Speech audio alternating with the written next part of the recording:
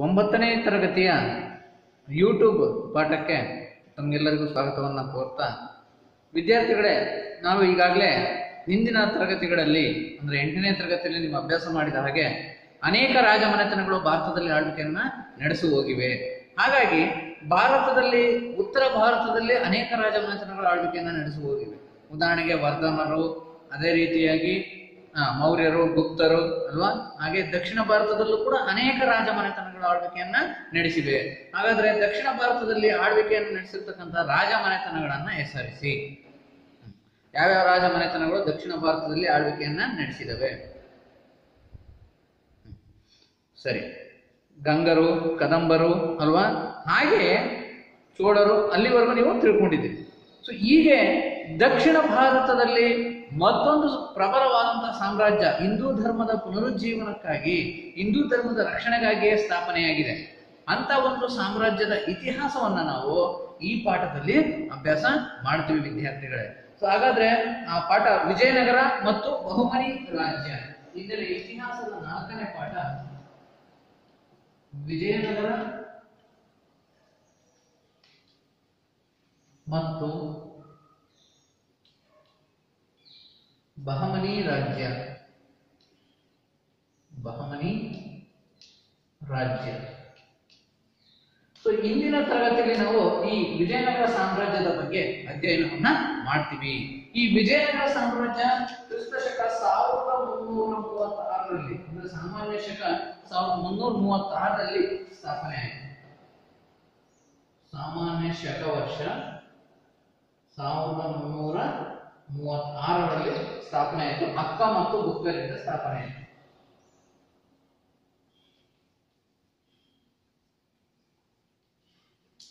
ಯಾವುದು? ವಿಜಯನಗರ ಸಾಮ್ರಾಜ್ಯ. ಈ ವಿಜಯನಗರ ಸಾಮ್ರಾಜ್ಯ ಸ್ಥಾಪನೆ ಆಗೋದಕ್ಕಿಂತ ಮುಂಚಿತವಾಗಿ ನೋಡ್ರಿ, ಇದು ತುಂಗಭದ್ರಾ ನದಿ ದಡದಲ್ಲಿ ಸ್ಥಾಪನೆ ಆಗಿದೆ ವಿದ್ಯಾರ್ಥಿಗಳೇ. ಸೊ ಈ ಒಂದು ತುಂಗಭದ್ರಾ ನದಿ ದಡದಲ್ಲಿ ಈ ದಕ್ಷಿಣ ದಂಡೆಯಲ್ಲಿ, ತುಂಗಭದ್ರಾ ನದಿಯ ದಕ್ಷಿಣ ದಡದಲ್ಲಿ ಈ ಒಂದು ವಿಜಯನಗರ ಸಾಮ್ರಾಜ್ಯವನ್ನು ಸ್ಥಾಪಿಸ್ತಾರೆ ಹರಿಹರ, ಅಕ್ಕ ಮತ್ತು ಬುಕ್ಕ ಎಂಬತಕ್ಕಂತಹ ಸಹೋದರರು. ಸೊ ಈ ವಿಜಯನಗರ ಸಾಮ್ರಾಜ್ಯ ಸ್ಥಾಪನೆಗಿಂತ ಮುಂಚಿತವಾಗಿ ಭಾರತದಲ್ಲಿ ಎಂತಹ ಒಂದು ಬೆಳವಣಿಗೆ ಇತ್ತು, ರಾಜಕೀಯ ಕ್ಷೋಭೆ ಇತ್ತು ಅಂದ್ರೆ ಅಲ್ಲಾವುದ್ದೀನ್ ಖಿಲ್ಜಿಯ ಆಡಳಿತಕ್ಕೆ ದಕ್ಷಿಣ ಭಾರತದ ಪ್ರಬಲ ಮನೆತನಗಳು ಅವನತಿಯಾಗಿ ಹೋಗಿತ್ತು. ಅಲ್ಲಾವುದ್ದೀನ್ ಖಿಲ್ಜಿಯ ಆಕ್ರಮಣಕ್ಕೆ ಇಲ್ಲಿ ದೇವಗಿರಿಯ ಯಾದವರು, ವಾರಂಗಲ್ನ ಕಾಕತೀಯರು, ಹಾಗೆಯೇ ದ್ವಾರ ಸಮುದ್ರದ ಹೊಯ್ಸಳರು, ಹಾಗೆಯೇ ಮಧುರೆಯ ಪಾಂಡ್ಯರು ಇವೆಲ್ಲ ರಾಜಮನೆತನಗಳು. ದ್ವಾರ ಸಮುದ್ರದ ಹೊಯ್ಸಳರು, ವಾರಂಗಲ್ನ ಕಾಕತೀಯರು, ದೇವಗಿರಿಯ ಯಾದವರು, ಮಧುರೆಯ ಪಾಂಡ್ಯರು, ಈ ಮನೆತನಗಳೆಲ್ಲ ನಾಶವಾಗುವುದು ಯಾರ ಆಕ್ರಮಣದಿಂದ? ಅಲ್ಲಾವುದ್ದೀನ್ ಖಿಲ್ಜಿ, ದೆಹಲಿ ಸುಲ್ತಾನ ಅಲ್ಲಾವುದ್ದೀನ್ ಖಿಲ್ಜಿ ಆಕ್ರಮಣದಿಂದ. ಸೊ ಹಾಗಾಗಿ ದಕ್ಷಿಣ ಭಾರತದಲ್ಲಿ ಯಾವೊಂದು ಪ್ರಬಲ ಸಾಮ್ರಾಜ್ಯವು ತಲೆ ಎತ್ತಲಿಲ್ಲ. ಆದ್ರೆ 1336ರಲ್ಲಿ ಆ ಸಮಯದಲ್ಲಿ ಈ ರೀತಿ ಆಂತರಿಕ ಕ್ಷೋಭೆ ಉಂಟಾಗಿ ಯಾರ ಹಿಡಿತಕ್ಕೂ ಒಳಪಡದೆ ಪರಸ್ಪರ ಸಾಮ್ರಾಜ್ಯ ಸ್ಥಾಪಿಸುವಲ್ಲಿ ಕಚ್ಚಾಟಗಳು ನಡೀತಾ ಇದ್ವು, ಆಂತರಿಕ ಯುದ್ಧಗಳು ಕೂಡ ನಡೀತಾ ಇದ್ವು. ಇಂಥ ಸಮಯದಲ್ಲಿ ಹರಿಹರ ಮತ್ತು ಬುಕ್ಕರಾಯ ಎಂಬತಕ್ಕಂತಹ ಸಹೋದರರು, ಅಕ್ಕ ಬುಕ್ಕರು, ಇವರು ತುಂಗಭದ್ರಾ ನದಿಯ ದಕ್ಷಿಣ ದಡದಲ್ಲಿ ಈ ಒಂದು ವಿಜಯನಗರ ಸಾಮ್ರಾಜ್ಯವನ್ನ ಸ್ಥಾಪಿಸಿದ್ರು. ವಿದ್ಯಾರ್ಥಿಗಳೇ, ನಾವು ಈಗ ಈ ಒಂದು ದಕ್ಷಿಣ ಭಾರತದ ನಕಾಶೆಯನ್ನು ನಾನು ಬೋರ್ಡ್ ಮೇಲೆ ನಿಮಗೆ ಬಿಡಿಸಿ ತೋರಿಸ್ತಾ ಇದ್ದೀನಿ. ಇದರಲ್ಲಿ ಬರ್ತಕ್ಕಂತಹ ಪ್ರಮುಖ ಪ್ರದೇಶಗಳನ್ನ ನೀವು ಪಟ್ಟಿ ಮಾಡ್ತಾ ಹೋಗ್ಬೇಕಾಗುತ್ತೆ. ನೋಡಿ, ಈ ದಕ್ಷಿಣ ಭಾರತದ ತುಂಗಭದ್ರಾ ನದಿಯ ದಕ್ಷಿಣ ದಡ, ತುಂಗಭದ್ರಾ ನದಿಯ ದಕ್ಷಿಣ ದಡದಲ್ಲಿ ಯಾವ ಸಾಮ್ರಾಜ್ಯ ಸ್ಥಾಪನೆಯಾಗಿದೆ? ವಿಜಯನಗರ ಸಾಮ್ರಾಜ್ಯ ಸ್ಥಾಪನೆಯಾಗಿದೆ. ಹಾಗಾದ್ರೆ ಈ ಸ್ಥಾಪನೆಯಾದಂತಹ ವಿಜಯನಗರ ಸಾಮ್ರಾಜ್ಯದಲ್ಲಿ 4 ರಾಜವಂಶಗಳು ಆಳ್ವಿಕೆಯನ್ನ ನಡೆಸಿ ಹೋಗಿವೆ. ಆ ಪ್ರತಿಯೊಂದು ರಾಜವಂಶಗಳ ಆಳ್ವಿಕೆಯನ್ನ ನಾವು ಇವಾಗ ವಿವರವಾಗಿ ತಿಳಿದುಕೊಳ್ಳೋಣ. ಅದಕ್ಕಿಂತ ಮುಂಚಿತವಾಗಿ ನಾನೀಗ ನಿಮ್ಗೆ ಒಂದು ಫ್ಲೋ ಚಾರ್ಟ್ ಅನ್ನ ತೋರಿಸ್ತೀನಿ. ಆ ಚಾರ್ಟ್ ಅನ್ನ ನಿಮ್ಮ ಎಕ್ಸರ್ಸೈಸ್ ಅಲ್ಲಿ ಬರ್ಕೊಡ್ರಿ. ವಿಜಯನಗರವನ್ನ ಆಳಿದ ರಾಜಮನೆತನಗಳು ಅಥವಾ ರಾಜವಂಶಗಳು ಯಾವ್ಯಾವ?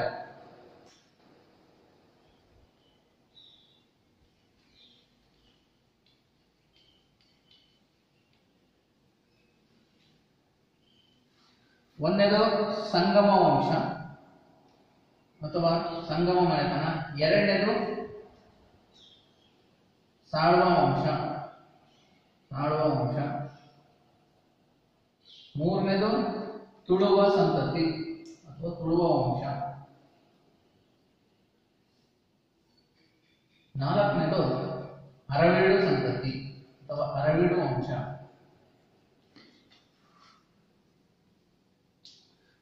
ಸೊ ಹೀಗೆ 4 ರಾಜಮನೆತನಗಳು ವಿಜಯನಗರ ಸಾಮ್ರಾಜ್ಯದಲ್ಲಿ ಆಳ್ವಿಕೆಯನ್ನ ನಡೆಸಿ ಹೋಗಿವೆ. ಸೊ ಈ 4 ಸಾಮ್ರಾಜ್ಯಗಳಲ್ಲಿ ಮೊಟ್ಟ ಮೊದಲನೇದಾಗಿ ನಾವು ಇವತ್ತು ಸಂಗಮ ಸಂತತಿಯ ಆಳ್ವಿಕೆಯ ಬಗ್ಗೆ ತಿಳಿದುಕೊಳ್ಳೋಣ ವಿದ್ಯಾರ್ಥಿಗಳೇ.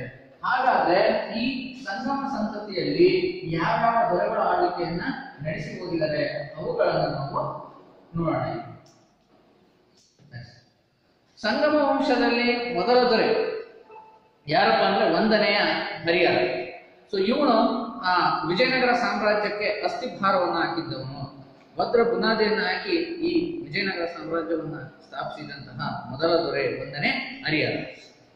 ಇವನ ನಂತರ ಸೊ ನೋಡಿ, ಇವನು ಬರೀ ಕಡಿದಾದಂತಹ ಬೆಟ್ಟ ಗುಡ್ಡಗಳ ಪ್ರದೇಶ, ಹಾಗಾಗಿ ಅಲ್ಲಿ ಈ ಒಂದು ರಾಜಧಾನಿಯನ್ನು ಅಭಿವೃದ್ಧಿ ಪಡಿಸ್ತಾರೆ.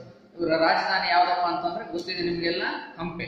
ಸೊ ಈ ಹಂಪೆ ರಾಜಧಾನಿಯನ್ನಾಗಿ ಮಾಡಿಕೊಂಡು ಅದರ ಸಂಪೂರ್ಣ ಏಳಿಗೆ ಪ್ರತಿಯೊಬ್ಬರು ಕೂಡ ಅದರ ರಕ್ಷಣೆಗಾಗಿ ಒಂದು ಅಷ್ಟೇ ಅಲ್ಲದೆ ನಾನು ಈಗಾಗಲೇ ಪಾಠದ ಆರಂಭದಲ್ಲಿ ಹೇಳಿದ್ದೀನಿ, ನಾನು ಹಿಂದೂ ಧರ್ಮವನ್ನು ಪುನರುಜ್ಜೀವನಗೊಳಿಸ್ತಕ್ಕಂಥದ್ದು, ರಕ್ಷಣೆ ಒದಗಿಸ್ತಕ್ಕಂಥದ್ದು ಈ ಒಂದು ಸಾಮ್ರಾಜ್ಯದ ಒಂದು ಪ್ರಮುಖ ಗುರಿಯಾಗಿತ್ತು ಅಂತಂದು. ಸೊ ಇನ್ನ ಮತ್ತೊಬ್ಬ ದೊರೆ ಬುಕ್ಕರಾಯ ಅಂತ. ಯಾರು? ಬುಕ್ಕರಾಯ. ಸಂಗಮ ವಂಶದ ಮತ್ತೊಬ್ಬ ದೊರೆ ಬುಕ್ಕರಾಯ. ನೋಡಿ, ಇವನು ಕೊಂಡವೇಡಿನ ರೆಡ್ಡಿಗಳನ್ನ ಸೋಲಿಸ್ಬಿಟ್ಟು ವಿಜಯವಾಡ ಈ ಪ್ರದೇಶವನ್ನು ವಶಪಡಿಸ್ಕೊಳ್ತಾನೆ. ಇದರಲ್ಲಿ ಜೊತೆಯಾಗಿ ಇವನ ಮಗ ಯಾರು? ಕಂಪಣ. ಯಾರು? ಬುಕ್ಕರಾಯನ ಮಗ ಕಂಪಣ. ಇವನು ಏನ್ ಮಾಡ್ತಾನೆ? ಮಧುರೆಯ ಮೇಲೆ ಆಕ್ರಮಣ ಮಾಡಿ ಅದನ್ನ ವಶಪಡಿಸಿಕೊಳ್ತಾನೆ. ಇದನ್ನ ಗಂಗಾದೇವಿ ಎಂಬತಕ್ಕಂಥವ್ರು ಮಧುರಾ ವಿಜಯಂ ಎಂಬತಕ್ಕಂಥ ಕೃತಿಯಲ್ಲಿ ಕಂಪಣ್ಣನ ವಿಜಯ ದಂಡಯಾತ್ರೆಯ ಬಗ್ಗೆ ತಿಳಿಸಿದ್ದಾರೆ. ಯಾವ ಕೃತಿಯಲ್ಲಿ? ಮಧುರಾ ವಿಜಯಂ. ಮಧುರಾ ವಿಜಯಂ.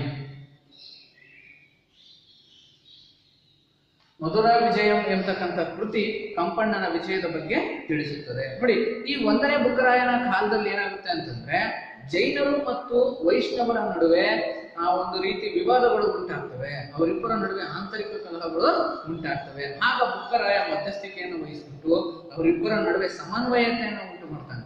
ಯಾರು? 1ನೇ ಬುಕ್ಕರಾಯ. ಹಾಗಾಗಿ ಸರ್ವಧರ್ಮ ಸಮನ್ವಯವನ್ನು ಸಾಧಿಸಿದ, ಸರ್ವಧರ್ಮ ಸಮನ್ವಯತೆಯನ್ನು ಸಾಧಿಸಿದ ರಾಜ ಅಂತ ಇವನನ್ನ ಕರೀತಾರೆ. ಯಾರನ್ನ?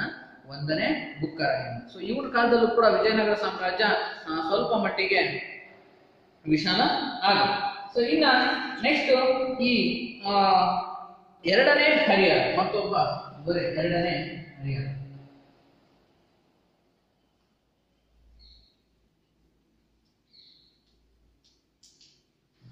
ಬುಕ್ಕರಾಯನ ಬಗ್ಗೆ ತಿಳ್ಕೊಂಡು ಈಗ 2ನೇ ಹರಿಹರ.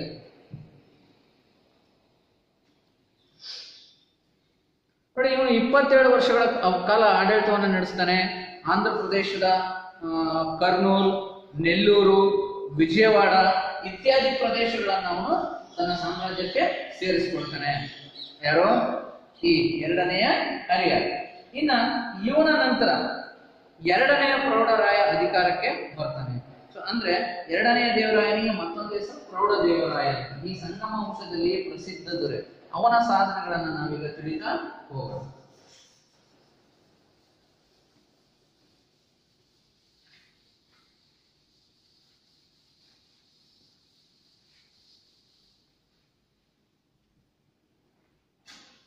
ಎರಡನೇ ದೇವರಾಯ ಅಥವಾ ಪ್ರೌಢ ದೇವರಾಯ.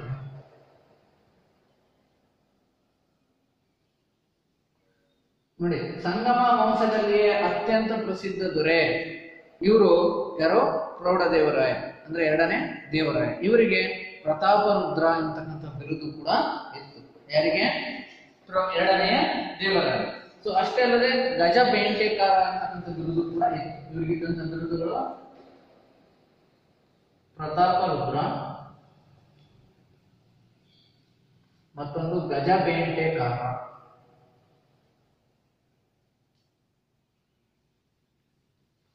ಗಜ ಬೇಂಟೆಕಾರ ಎಂಬತಕ್ಕಂಥ ಬಿರುದುಗಳನ್ನು ಇವನು ಧರಿಸಿದ.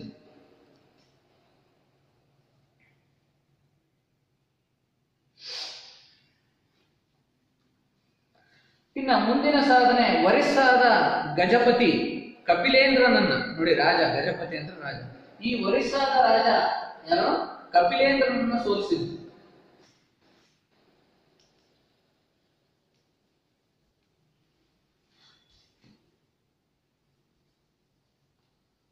ಎರಡನೇ ಸಾಧನೆ ಒರಿಸ್ಸಾದ ಗಜಪತಿ ಕಪಿಲೇಂದ್ರನನ್ನ ಸೋಲಿಸಿ ಆ ಒರಿಸ್ಸಾ ಭಾಗಕ್ಕೆ ಸಂಬಂಧಿಸಿದಂತ ಪ್ರದೇಶಗಳನ್ನ ವಶಪಡಿಸಿಕೊಂಡಿದ್ರು. ಸೊ ಇದರಲ್ಲಿ ನೋಡಿ, ಕೊಂಡವೀಡನ್ನ ಗೆದ್ದುಕೊಳ್ತಾನೆ. ಆ ರೆಡ್ಡಿಗಳನ್ನ ಸೋಲಿಸಿ, ಆ ಕಪಿಲೇಂದ್ರನನ್ನ ಸೋಲಿಸಿ ಕೊಂಡವೀಡನ್ನು ಕೂಡ ವಶಪಡಿಸಿಕೊಳ್ತಾನೆ. ಯಾರೋ? ಪ್ರೌಢದೇವರಾಯ. ನಂತರ ಇವನು ದಕ್ಷಿಣದ ಕಡೆಗೆ ದಂಡಯಾತ್ರೆಗಳನ್ನ ಮುಂದುವರಿಸಿ ಪ್ರೌಢದೇವರಾಯ ದಕ್ಷಿಣದ ಕಡೆಗೆ ಕೇರಳದ ಮೇಲೆ ಆಕ್ರಮಣವನ್ನು ಮಾಡ್ತಾನೆ. ಇಲ್ಲಿ ಕೇರಳ ಭಾಗದಲ್ಲಿ, ಮತ್ತೆ ಅದೇ ರೀತಿ ಇಲ್ಲಿ ಶ್ರೀಲಂಕಾದ ಮೇಲೆ. ಸೊ ಹೀಗೆ ಶ್ರೀಲಂಕಾದ ಮೇಲೆ ಕೂಡ ದಂಡಯಾತ್ರೆ, ನೌಕಾಯಾತ್ರೆಯನ್ನು ಮಾಡ್ಬಿಟ್ಟು ಅಲ್ಲಿ ಕೂಡ ವಿಜಯವನ್ನು ಸಾಧಿಸಿ ಶ್ರೀಲಂಕಾ ಮತ್ತೆ ಕೇರಳ ಈ ರಾಜರಿಂದಲೂ ಕೂಡ ಕಪ್ಪ ಕಾಣಿಕೆಗಳನ್ನ ಪಡಿತಾನೆ. ಹಾಗಾಗಿ ಅವನನ್ನ ದಕ್ಷಿಣ ಪಥದ ಚಕ್ರವರ್ತಿ ಅಂತ ಕರೀತಾರೆ. ದಕ್ಷಿಣ ಪಥದ ಚಕ್ರವರ್ತಿ ಅಂತಲೂ ಕೂಡ ಇವನು ಬಿರುದನ್ನ ಧರಿಸಿದ್ದಾನೆ. ಯಾರು? ಎರಡನೇ ದೇವರಾಯ ದಕ್ಷಿಣ ಪಥದ ಚಕ್ರವರ್ತಿ. ಯಾಕೆ ಈ ಬಿರುದು ಬಂತು ಪ್ರೌಢದೇವರಾಯನಿಗೆ ಅಂದ್ರೆ, ಶ್ರೀಲಂಕಾ ಕೇರಳಗಳ ಮೇಲೆ ಇವನು ಆಕ್ರಮಣವನ್ನ ಮಾಡಿ ಕಪ್ಪ ಕಾಣಿಕೆಗಳನ್ನ ಪಡೆದಿದ್ದಾನೆ. ಸೊ ಹಾಗಾಗಿ ಇವನಿಗೆ ಆ ರೀತಿ ಕರೀತಾರೆ. ಇನ್ನ ಪ್ರೌಢದೇವರಾಯನಿಗೆ ಕೆಲವರು ನ್ಯೂನಿಜ್ ಎಂತಕ್ಕಂತಹ ಪ್ರವಾಸಿಗ ಏನ್ ಹೇಳ್ತಾನೆ, ಪ್ರೌಢದೇವರಾಯನಿಗೆ ಶ್ರೀಲಂಕಾ, ಆ ಕಡೆ ಬಾಂಗ್ಲಾದೇಶ, ಬರ್ಮಾ, ಸೊ ಈ ಭಾಗದ ಜನರು ಕೂಡ ಸಿಲೋನ್ ಈ ಪ್ರದೇಶದ ರಾಜರು ಕಪ್ಪ ಕಾಣಿಕೆಗಳನ್ನ ಸಲ್ಲಿಸ್ತಾ ಇದ್ರು ಅಂತ ತಿಳಿಸಿದ್ದಾರೆ. ಹಾಗಾಗಿ ಇವನು ಅತ್ಯಂತ ಪ್ರಬಲ ಅರಸ ಅಂತ ನಾವು ತಿಳಿಬಹುದು. ಅಲ್ಲದೆ ಬಿಜಾಪುರ ಸುಲ್ತಾನನನ್ನ ಸೋಲಿಸ್ಬಿಟ್ಟು ಬಂಕಾಪುರ, ಮುದಗಲ್ ಕೋಟೆಗಳನ್ನು ಕೂಡ ಇವನು ವಶಪಡಿಸ್ಕೊಳ್ತಾನೆ. ಬಿಜಾಪುರ ಸುಲ್ತಾನನನ್ನ ಸೋಲಿಸಿ ಯಾರು? ಈ ಅಹಮದ್ ಶಾ ಅವನನ್ನ ಸೋಲಿಸಿಕೊಂಡು ಈ ಮುದಗಲ್ ಮತ್ತು ಬಂಕಾಪುರಗಳನ್ನ ವಶಪಡಿಸಿಕೊಳ್ತಾನೆ. ಅಲ್ಲದೆ ಇವನ ಪ್ರಸಿದ್ಧ ದಂಡನಾಯಕ ಯಾರಪ್ಪ ಅಂತಂದ್ರೆ ಲಕ್ಕಣ್ಣ ದಂಡೇಶ. ಕವಿನೂ ಕೂಡ ಹೌದು, ಲಕ್ಕಣ್ಣ ದಂಡೇಶ. ಇವನು ಶ್ರೀಲಂಕಾದ ಮೇಲೆ ನೌಕಾಯಾತ್ರೆ, ದಂಡಯಾತ್ರೆಯನ್ನು ಮಾಡ್ಬಿಟ್ಟು ವಿಜಯವನ್ನು ಸಾಧಿಸ್ಕೊಂಡು ಬರ್ತಾನೆ. ಯಾರು? ಲಕ್ಕಣ್ಣ ದಂಡೇಶ. ಇನ್ನ ಈತ ಪರಮತ ಸಹಿಷ್ಣುತೆಯಾಗಿದ್ದ. ಅಂದ್ರೆ ಇವನ ಕಾಲದಲ್ಲಿ ಮಸೀದಿಗಳನ್ನ ತನ್ನ ಸಾಮ್ರಾಜ್ಯದಲ್ಲಿ ನಿರ್ಮಾಣ ಮಾಡ್ಕೊಡ್ತಾನೆ. ಹಾಗಾಗಿ ಹಿಂದೂ ಮುಸ್ಲಿಮರ ನಡುವೆ ಭಾವೈಕ್ಯತೆಯನ್ನು ಏರ್ಪಡಿಸಲಿಕ್ಕೆ ಪ್ರಯತ್ನವನ್ನ ಪಡ್ತಾನೆ. ಅದೇ ರೀತಿ ವೈಷ್ಣವರು, ಜೈನರು, ಸೊ ಎಲ್ಲ ಧರ್ಮೀಯರ ನಡುವೆ ಒಂದು ಸಮನ್ವಯತೆಯನ್ನ ಅವನು ಉಂಟು ಮಾಡ್ತಾನೆ. ಯಾರು? ಪ್ರೌಢದೇವರಾಯ. ಇನ್ನ ವೀರಶೈವ ಸಂಪ್ರದಾಯ ಇವನ ಕಾಲದಲ್ಲಿ ಅತಿ ಹೆಚ್ಚು ಅಭಿವೃದ್ಧಿಯನ್ನ ಕಾಣುತ್ತೆ. ಸೊ ಅಷ್ಟೇ ಅಲ್ಲದೆ ಇವ್ರ ಕಾಲದಲ್ಲಿ ಸ್ವತಃ ಈ ಡಿಂಡಿಮ, ಲಕ್ಕಣ್ಣ ದಂಡೇಶ ಇಂತಹ ಒಂದು ಕವಿಗಳು ಆಶ್ರಯವನ್ನ ಪಡ್ಕೊಂಡಿದ್ದಾರೆ ಇವನ ಆಸ್ಥಾನದಲ್ಲಿ. ಇನ್ನ ಮತ್ತೆ ಅನೇಕ ರೀತಿಯ ರಾಜರು ಕೂಡ ಆಡಳಿತವನ್ನ ನಡೆಸ್ತಾರೆ. ಇವರಲ್ಲಿ ಅತಿ ಪ್ರಮುಖವಾದಂತಹ ಅರಸ ಯಾರಪ್ಪ ಅಂತಂದ್ರೆ ಶ್ರೀಕೃಷ್ಣ ದೇವರಾಯ. ಆ ಕೃಷ್ಣ ದೇವರಾಯನ ಸಾಧನೆಗಳನ್ನ ನಾವೀಗ ತಿಳಿದುಕೊಳ್ಳೋಣ ವಿದ್ಯಾರ್ಥಿಗಳೇ. ಬರ್ಕೊಡ್ರಿ, ಶ್ರೀಕೃಷ್ಣ ದೇವರಾಯ ಅಥವಾ ಕೃಷ್ಣ ದೇವರಾಯ.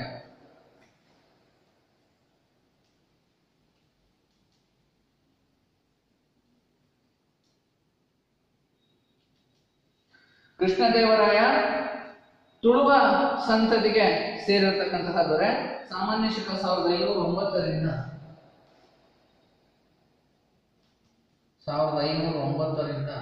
1529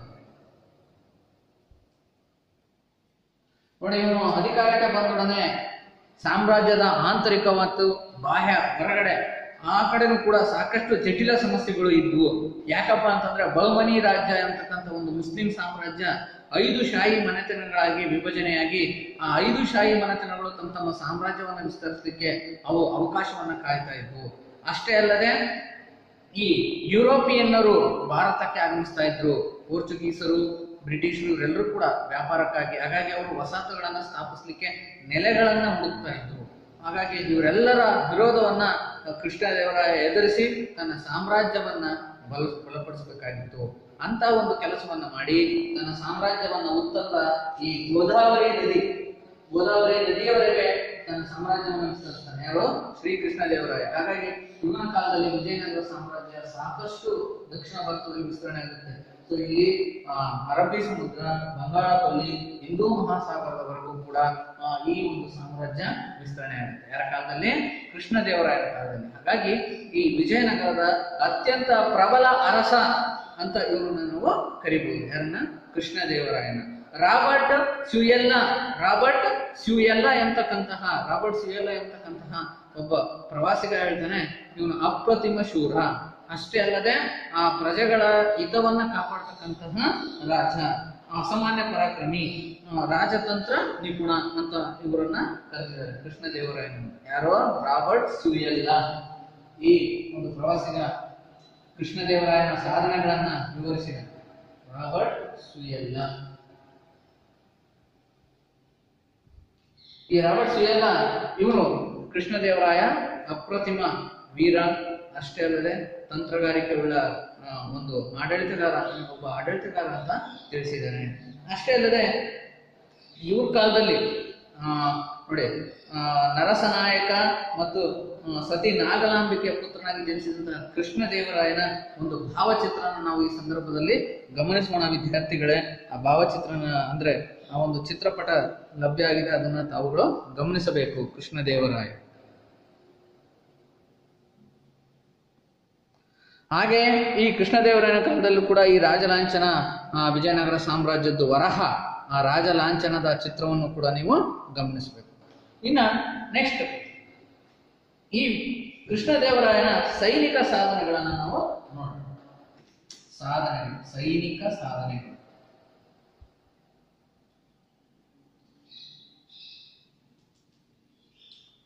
ಶ್ರೀಕೃಷ್ಣ ದೇವರಾಯನ ಸೈನಿಕ ಸಾಧನೆಗಳು ನೋಡಿ. ಇವನು ಪ್ರಮುಖವಾಗಿ 14 ಯುದ್ಧಗಳನ್ನ ಮಾಡ್ತಾನೆ.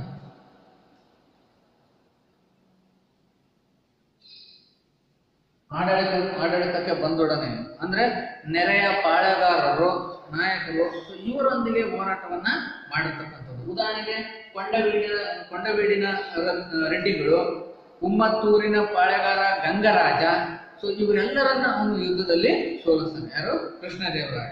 ಅದರಲ್ಲೂ ಇವನ ಆಕ್ರಮಣಗಳನ್ನೆಲ್ಲ ವಿಶೇಷ ಉಳ್ಳ ಆಕ್ರಮಣ ಯಾವ್ದಪ್ಪ ಅಂತಂದ್ರೆ ಒರಿಸ್ಸಾದ ಗಜಪತಿ ಪ್ರತಾಪರುದ್ರದೇವನ ಮೇಲೆ ಆಕ್ರಮಣ. ಒರಿಸ್ಸಾದ ಗಜಪತಿ ಪ್ರತಾಪರುದ್ರದೇವನೊಂದಿಗೆ ಹೋರಾಟವನ್ನ ಮಾಡಿ ಅವನಿಗೆ ಸಂಬಂಧಿಸಿದಂತಹ ಪ್ರದೇಶಗಳನ್ನ ಪಡೆದುಕೊಂಡು ಕೊನೆಗೆ ಆ ಕೃಷ್ಣದೇವರಾಯನ ಸೋಲಿಸಲಿಕ್ಕೆ ಆಗದೇ ಇದ್ದಂತ ಸಮಯದಲ್ಲಿ ಪದೇ ಪದೇ ಆಕ್ರಮಣವನ್ನ ಮಾಡ್ತಿರ್ತಾನೆ. ಯಾರು? ಒರಿಸ್ಸಾದ ಗಜಪತಿ ಪ್ರತಾಪರುದ್ರದೇವ. ಅದಕ್ಕೆ ಅವರು ತನ್ನ ಮಗಳನ್ನ ಇವರಿಗೆ ಕೊಟ್ಟು ವಿವಾಹವನ್ನ ಮಾಡ್ತಾನೆ. ಯಾರಿಗೆ? ಕೃಷ್ಣದೇವರಾಯನಿಗೆ. ಒರಿಸ್ಸಾದ ಗಜಪತಿ ಪ್ರತಾಪರುದ್ರದೇವ. ಅದನ್ನು ಬರ್ಕೊಡ್ರಿ. ಒರಿಸ್ಸಾದ ಗಜಪತಿ ಪ್ರತಾಪರುದ್ರದೇವ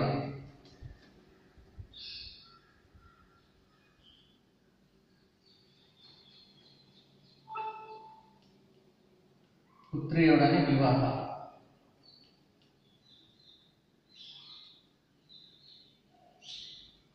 ಇದು ಒಂದು ಸಾಧನೆ. ಅಲ್ಲದೆ ಒರಿಸ್ಸಾದ ದಕ್ಷಿಣ ಭಾಗಕ್ಕಿರ್ತಕ್ಕಂಥ ಅನೇಕ ಪ್ರದೇಶಗಳು, ಕೊಂಡವೀಡು, ವಿಜಯವಾಡ, ಕೊಪ್ಪಳ, ಈ ಪ್ರದೇಶಗಳನ್ನು ಕೂಡ ಅವರು ವಶಪಡಿಸ್ಕೊಳ್ತಾರೆ. ಇನ್ನು ನೆಕ್ಸ್ಟ್ ಈ ಉಮ್ಮತ್ತೂರಿನ ಗಂಗರಾಜನನ್ನು ಸೋಲಿಸಿದರು. ಮುಂದಿನ ಸಾಧನೆ ಉಮ್ಮತ್ತೂರಿನ ಗಂಗರಾಜನನ್ನು ಸೋಲಿಸಿದರು.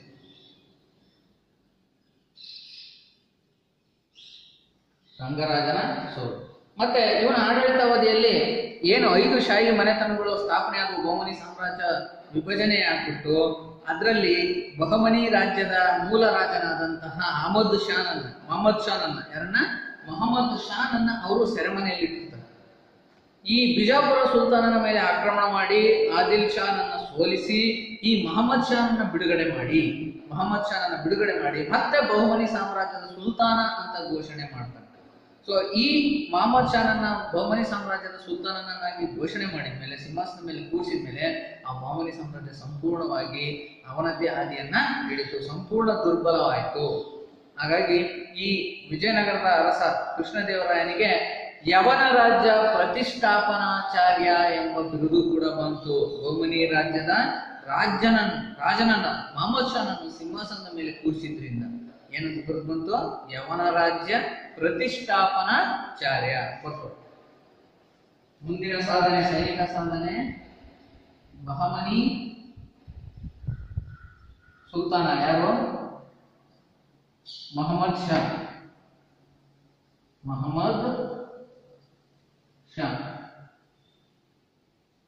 ಮೊಹಮ್ಮದ್ ಶಾನನ್ನು ಸಿಂಹಾಸನದ ಮೇಲೆ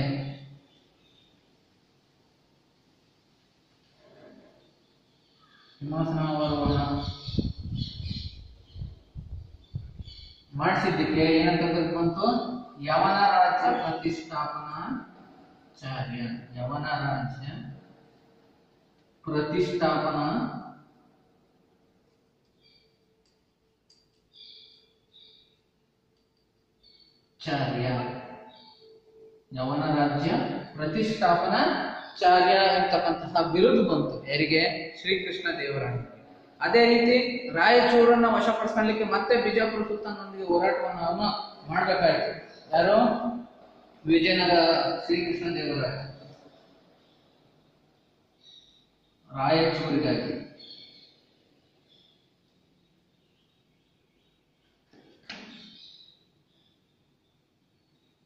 ರಾಯಚೂರನ್ನು ವಶಪಡಿಸ್ಕೊಳ್ತಾನೆ ಬಿಜಾಪುರ ಸುಲ್ತಾನನಿಂದ. ಯಾರು? ಶ್ರೀಕೃಷ್ಣ ದೇವರಾಯ. ಈ ರಾಯಚೂರನ್ನು ವಶಪಡಿಸ್ಕೊಳ್ಳಿಕ್ಕೆ ಕೃಷ್ಣದೇವರಾಯನಿಗೆ ಪೋರ್ಚುಗೀಸರು, ಯುರೋಪಿಯನ್ನರಾದಂತಹ ಪೋರ್ಚುಗೀಸರು ಸಹಾಯವನ್ನ ಮಾಡ್ತಾರೆ. ಯಾಕಪ್ಪ ಅಂತಂದ್ರೆ ಅಲ್ಲಿ ಬಿಜಾಪುರ ಸುಲ್ತಾನನಿಂದ ಗೋವೆಯನ್ನ ಅವರಿಗೆ ಗೋವನ್ನ ದೊರಕಿಸಿಕೊಡ್ಲಿಕ್ಕೆ ಕೃಷ್ಣದೇವರಾಯ ಪೋರ್ಚುಗೀಸರಿಗೆ ಸಹಾಯ ಮಾಡಿರ್ತಾನೆ. ಹಾಗಾಗಿ ಇಲ್ಲಿ ಪೋರ್ಚುಗೀಸರು ಕೃಷ್ಣದೇವರಾಯನಿಗೆ ಸಹಾಯ ಮಾಡ್ತಾರೆ ರಾಯಚೂರನ್ನ ಬಿಡಿಸಿಕೊಳ್ಳಲು. ಸೊ ಹಾಗಾಗಿ ರಾಯಚೂರನ್ನ ತನ್ನ ಸಾಮ್ರಾಜ್ಯಕ್ಕೆ ಸೇರಿಸ್ಕೊಳ್ತಾನೆ ಕೃಷ್ಣದೇವರಾಯ. ಯಾರ ಸಹಾಯದಿಂದ? ಪೋರ್ಚುಗೀಸರ ಸಹಾಯದಿಂದ. ಸರಿ ವಿದ್ಯಾರ್ಥಿಗಳೇ, ಇಷ್ಟೆಲ್ಲ ಆದ್ಮೇಲೆ ಇವರು ಸಾಹಿತ್ಯಕ್ಕೂ ಕೂಡ ಹೆಚ್ಚು ಕೊಡುಗೆಯನ್ನು ಕೊಟ್ಟಿದ್ದಾರೆ. ಇವರು ಒಂದು ಅಮುಕ್ತ ಮೌಲ್ಯ ಎಂತಕ್ಕಂಥ ತೆಲುಗು ಕೃತಿಯನ್ನು ಇವರು ರಚನೆ ಮಾಡಿದ್ದಾರೆ. ಯಾವ ಕೃತಿ? ಅಮುಕ್ತ ಮೌಲ್ಯ. ಹಾಗಾಗಿ ಇವರು ಸಾಹಿತ್ಯಕ್ಕೆ ನೀಡಿದ ಕೊಡುಗೆನ ನಾನೀಗ ನಿಮಗೆ ತಿಳಿಸ್ಕೊಡ್ತೀನಿ ವಿದ್ಯಾರ್ಥಿಗಳೇ. ಕೃಷ್ಣದೇವರಾಯ ಯಾವುದಕ್ಕೆ ನೀಡಿದಂತ ಕೊಡುಗೆ? ಸಾಹಿತ್ಯ. ಬರ್ಕೊಡ್ರಿ. ಅಮುಕ್ತ ಮೌಲ್ಯ ಎಂತಕ್ಕಂತಹ ತೆಲುಗು ಕೃತಿಯನ್ನ ಅವರು ರಚಿಸಿದ್ದಾನೆ. ಅಮುಕ್ತ ಮೌಲ್ಯ. ಸೊ ಇದು ವ್ಯಾವಹಾರಿಕ ಜ್ಞಾನದ ಬಗ್ಗೆ, ರಾಜನ ಆಳ್ವಿಕೆ ನಡೆಸುವ ರೀತಿ ನೀತಿಗಳನ್ನ ಈ ಅಮುಕ್ತ ಮೌಲ್ಯ ಕೃತಿ ಒಳಗೊಂಡಿದೆ. ಅಷ್ಟೇ ಅಲ್ಲದೆ ಇವರಲ್ಲಿ ಅಷ್ಟ ದಿಗ್ಗಜರಂತಕ್ಕಂತಹ ತೆಲುಗು ಕವಿಗಳಿದ್ರು. ಅಲ್ಲಸಾನಿ ಪೆದ್ದಣ್ಣ, ದೂರ್ಜಟಿ, ತೆನಾಲಿ ರಾಮಕೃಷ್ಣ. ಸೊ ಹೀಗೆ ಅನೇಕ ಈ 8 ಜನ, ನಂದಿಯ ತಿಮ್ಮಣ್ಣ. ಸೊ ಹೀಗೆ ಅಷ್ಟ ದಿಗ್ಗಜರಂತಕ್ಕಂಥ ಕವಿಗಳು ಇಲ್ಲಿ ಕೃಷ್ಣದೇವರಾಯನ ಒಂದು ಆಶ್ರಯವನ್ನ ಪಡೆದುಕೊಂಡಿದ್ರು. ಅಷ್ಟೇ ಅಲ್ಲದೆ ಸೊ ಇವರು ಸ್ವತಃ ನಾಟಕವನ್ನ ಒಂದು ರಚಿಸಿದ್ದಾರೆ. ಸೊ ಹಾಗೆ ಕೃಷ್ಣದೇವರಾಯನು ಕಲೆ ಮತ್ತು ವಾಸ್ತುಶಿಲ್ಪಕ್ಕೆ ಹೆಚ್ಚು ಕೊಡುಗೆಯನ್ನ ನೀಡಿದ್ದಾನೆ. ಕಲೆ ಮತ್ತು ವಾಸ್ತುಶಿಲ್ಪಕ್ಕೆ ಬಂದಾಗ ಹಂಪೆಯಲ್ಲಿ ಕೃಷ್ಣ ದೇವಾಲಯವನ್ನ ಕಟ್ಟಿಸಿದ್ದಾರೆ. ಅಷ್ಟೇ ಅಲ್ಲದೆ ಒಂದು ಹಂಪೆ ವಿರೂಪಾಕ್ಷ ದೇವಾಲಯದ ಒಂದು ಮಂಟಪವನ್ನ ಇವರು ಮುಂದಗಡೆ, ದೇವಸ್ಥಾನದ ಮುಂಭಾಗದಲ್ಲಿ ಒಂದು ಮಂಟಪ ಬರುತ್ತೆ, ಆ ಮಂಟಪವನ್ನ ಇವರು ನಿರ್ಮಾಣವನ್ನ ಮಾಡಿಸಿದ್ದಾರೆ. ಯಾರು? ಕೃಷ್ಣದೇವರಾಯ. ಸರಿ ವಿದ್ಯಾರ್ಥಿಗಳೇ, ಹಾಗಾದ್ರೆ ಈ ಹಂಪೆಯಲ್ಲಿ ಇವರು ನಿರ್ಮಿಸಿದಂತಹ ದೇವಾಲಯಗಳ ಒಂದು ಚಿತ್ರವನ್ನ ನಾವೀಗ ಗಮನಿಸೋಣ. ನೋಡಿ, ಸೊ ಇದು ಕೃಷ್ಣ ದೇವಾಲಯ, ಹಂಪೆಯಲ್ಲಿ ಕಂಡು ಬರುವ ಕೃಷ್ಣ ದೇವಾಲಯ. ನೋಡಿದ್ರಲ್ಲ, ಹಂಪೆಯಲ್ಲಿ ಕಂಡು ಬರುವ ಕೃಷ್ಣ ದೇವಾಲಯ. ಹೀಗೆ ನಂತರ ಈ ಒಂದು ಕೃಷ್ಣ ದೇವಾಲಯದ ಮತ್ತೊಂದು ಚಿತ್ರವನ್ನು ನಾವೀಗ ಈ ಒಂದು ಪಾಠದಲ್ಲಿ ನಾವು ಗಮನಿಸಬೇಕಾಗುತ್ತೆ. ಇನ್ನ ಹಂಪೆಯಲ್ಲಿ ವಿರೂಪಾಕ್ಷ ದೇವಾಲಯದ ಮುಂದಿರ್ತಕ್ಕಂಥ ಮಂಟಪವನ್ನ ಅವರು ನಿರ್ಮಾಣವನ್ನ ಮಾಡಿದ್ದಾರೆ. ಹಂಪೆಯಲ್ಲಿ ವಿರೂಪಾಕ್ಷ ದೇವಾಲಯದ ಮುಂದಿರ್ತಕ್ಕಂತಹ ಮಂಟಪವನ್ನ ಅವರು ಕಟ್ಟಿಸಿರ್ತಕ್ಕಂಥದ್ದು ಯಾರು? ಕೃಷ್ಣದೇವರಾಯ. ಆಯ್ತಲ್ಲ ವಿದ್ಯಾರ್ಥಿಗಳೇ? ಸರಿ. ಸೊ ಹೀಗೆ ಕಲೆ ಮತ್ತು ವಾಸ್ತುಶಿಲ್ಪಕ್ಕೆ ಹೆಚ್ಚಿನ ಕೊಡುಗೆಯನ್ನ ಇವರು ನೀಡಿದ್ದಾರೆ. ಯಾರು? ಕೃಷ್ಣದೇವರಾಯ. ನೋಡಿ, ಡೊಮಿಂಗೋ, ಪಯಾಸ್, ಬರ್ಬೋಸಾ ಅವರೆಲ್ಲ ಏನ್ ಹೇಳ್ತಾರಪ್ಪ ಅಂದ್ರೆ ಇವರು ಕೂಡ ಸರ್ವಧರ್ಮ ಅರಸನಾಗಿದ್ದ. ಯಾರು? ಕೃಷ್ಣದೇವರಾಯ. ಸೊ ಕ್ರಿಶ್ಚಿಯನ್ನರಿಗೆ, ಅದೇ ರೀತಿ ಮುಸ್ಲಿಮರಿಗೆ, ಅದೇ ರೀತಿ ವೈಷ್ಣವರಿಗೆ, ಇವೆಲ್ಲರಿಗೂ ಕೂಡ ಸಮಾನವಾದಂತಹ ಒಂದು ಪ್ರೋತ್ಸಾಹವನ್ನು ನೀಡಿ ಅವರಿಗೆ ದೇವಾಲಯ, ಮಸೀದಿ, ಚರ್ಚ್ಗಳ ನಿರ್ಮಾಣಕ್ಕೆ ಆದ್ಯತೆಯನ್ನು ನೀಡಿದರು. ಯಾರು? ಕೃಷ್ಣದೇವರಾಯ. ಸೊ ಹಾಗಾಗಿ ಇವರೊಬ್ಬ ಸರ್ವಧರ್ಮ ಅರಸರು ಅಂತ ಕೂಡ ಕರೀತಾರೆ. ಇನ್ನ ವಿಜಯನಗರ ಸಾಮ್ರಾಜ್ಯ ಪತನ ಆಗುತ್ತೆ. ಇವರ ಮರಣದ ನಂತರ ಯಾವೊಬ್ಬ ಪ್ರಬಲ ದೊರೆಗಳು ಬರೋದಿಲ್ಲ. ಹಾಗಾಗಿ ಅರವೀಡು ವಂಶದವರು ಆಳ್ವಿಕೆಯನ್ನು ನಡೆಸ್ತಾರೆ. ಆ ಸಮಯದಲ್ಲಿ ವಿಜಯನಗರ ಸಾಮ್ರಾಜ್ಯ ಪತನ ಆಗುತ್ತೆ. ವಿದ್ಯಾರ್ಥಿಗಳು, ಈಗ ವಿಜಯನಗರವನ್ನು ಆಳಿದ ಕೊನೆಯ ಮನೆತನ ಯಾವುದು? ಅರವೀಡು ಮನೆತನ. ಅದನ್ನು ನಾವು ತಿಳ್ಕೊಳ್ಳೋಣ.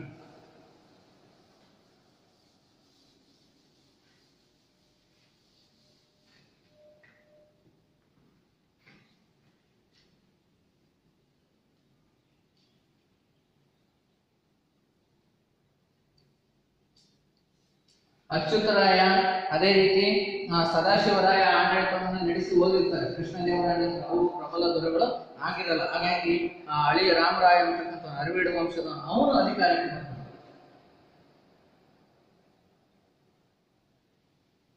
ಈ ರಾಮರಾಯನ ಕಾಲದಲ್ಲಿ ಸಾಕಷ್ಟು ಯುದ್ಧಗಳು ನಡೀತವೆ. ವಿಜಯನಗರದ ಅರಸರಿಗೂ ಬಹುಮನಿ ರಾಜ್ಯದ 5 ಶಾಹಿ ಸುಲ್ತಾನರ ನಡುವೆ. ಸೊ ಹಾಗಾಗಿ ಅನೇಕ ಯುದ್ಧಗಳಲ್ಲಿ ಶಾಹಿ ಸುಲ್ತಾನರನ್ನು ಸೋಲಿಸಿರ್ತಾನೆ ರಾಮರಾಯ. ಇದರಿಂದ ವಿಜಯನಗರ ಸಾಮ್ರಾಜ್ಯ ಇನ್ನೂ ಹೆಚ್ಚು ಪ್ರಸಿದ್ಧಿ ಆಗ್ತಾ ಹೋಗುತ್ತೆ. ಅಲ್ಲದೆ ವೈಭವದಿಂದ ಕಂಗೊಳಿಸ್ತಾ ಇರುತ್ತೆ. ಇದನ್ನ ಸಹಿಸದ ಶಾಹಿ ಸಾಮ್ರಾಜ್ಯಗಳು ಇವ್ರೇನ್ ಮಾಡ್ತಾರೆ? ಸುಲ್ತಾನರುಗಳು ಧರ್ಮದ ಹೆಸರಿನಲ್ಲಿ ಒಂದಾಗ್ತಾರೆ, ತಮ್ಮ ಮತದ ಹೆಸರಿನಲ್ಲಿ ಒಂದಾಗ್ಬಿಟ್ಟು ವಿಜಯನಗರದ ಮೇಲೆ ಆಕ್ರಮಣ ಮಾಡುವ ಯೋಜನೆ ರೂಪಿಸ್ತಾರೆ. ಹಾಗಾಗಿ ನೋಡಿ, ಕ್ರಿಸ್ತಶಕ 1565ರಲ್ಲಿ, ಸಾಮಾನ್ಯ ಶಕ 565ರಲ್ಲಿ ತಾಳಿಕೋಟೆ ಕದನ ನಡೆಯುತ್ತೆ, ಅಥವಾ ರಕ್ಕಸ ತಂಗಡಿ ಕದನ ಅಂತ.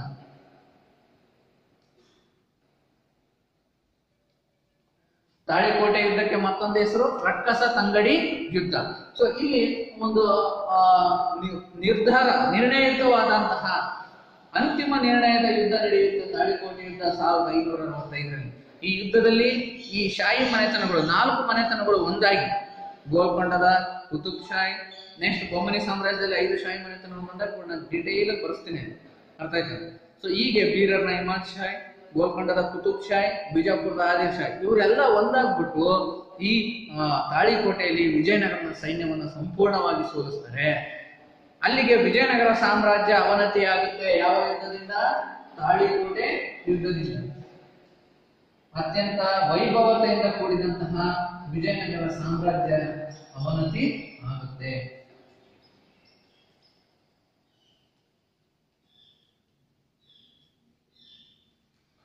ಹೀಗೆ ರಕ್ಕಸ ತಂಗಡಿಗೆ ತಾಳಿಕೋಟೆ ಯುದ್ಧದಿಂದಾಗಿ ಈ ವಿಜಯನಗರ ಸಂಪೂರ್ಣ. ಆಗ ಆ ಶಾಹಿ ಮನೆತನದವರು ಈ ಹಂಪೆಗೆ, ರಾಜಧಾನಿಯಾದಂತಹ ಹಂಪೆ, ಅದೇ ರೀತಿ ವಿಜಯನಗರ ಸಾಮ್ರಾಜ್ಯದ ಪ್ರಮುಖ ನಗರಗಳ ಮೇಲೆ ಆಕ್ರಮಣ ಮಾಡಿ ಅಲ್ಲಿ ಇದ್ದಂಥ ಸಂಪತ್ತನ್ನ ದೋಚಿ, ಅಷ್ಟೇ ಅಲ್ಲದೆ ಆ ಒಂದು ಕಲೆ ವಾಸ್ತುಶಿಲ್ಪಕ್ಕೆ ಉತ್ತಮ ನಿದರ್ಶನಗಳಿರ್ತಕ್ಕಂಥ ದೇವಾಲಯಗಳನ್ನೆಲ್ಲ ಹಾಳುಗೆಡುತ್ತಾರೆ.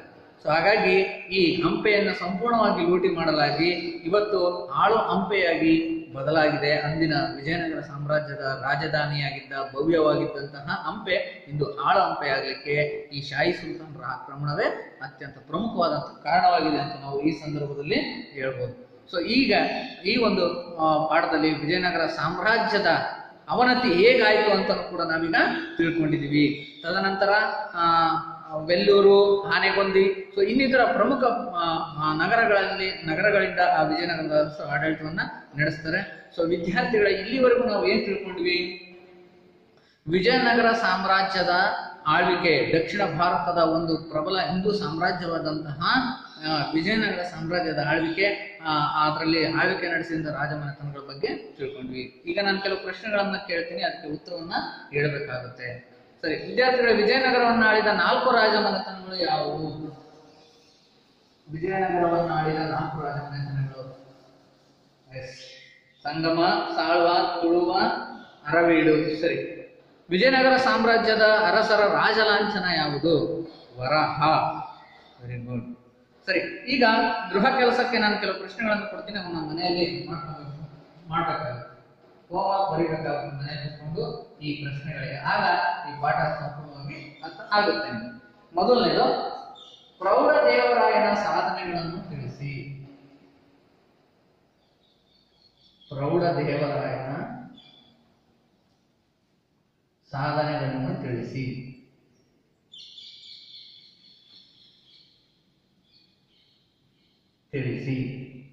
ಎರಡನೇ,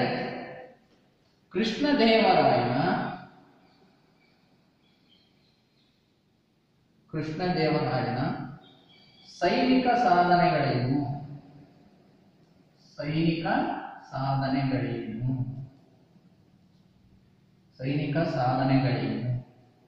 ನೆಕ್ಸ್ಟ್,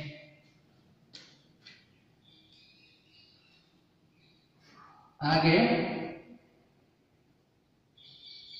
ವಿಜಯನಗರ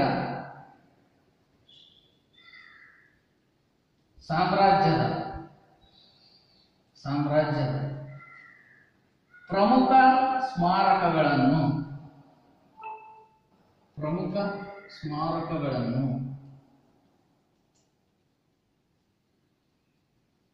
ಪಟ್ಟಿ ಮಾಡಿ.